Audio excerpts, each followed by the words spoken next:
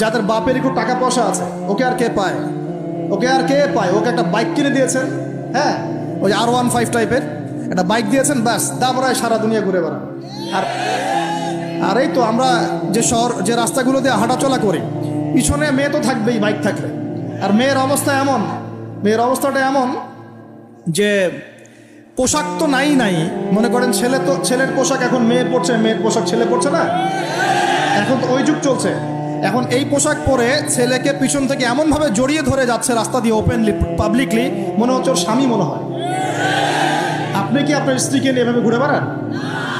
আপনি নিজে আপনার স্ত্রীকে নিয়েও এভাবে ঘুরতে লজ্জাবোধ করেন, আর তার সাথে তার কোনো হালাল সম্পর্কই নাই, জড়ায় ধরে ঘুরে বেড়াচ্ছে। মনে হচ্ছে খালি ওই বাইকের মধ্যে একটা বালিশ দিতে পারলে ভালো হতো, একটা বালিশ আর একটা শোয়ার জায়গা দিলে বাকি কাজটা এখানেই করে ফেলাই।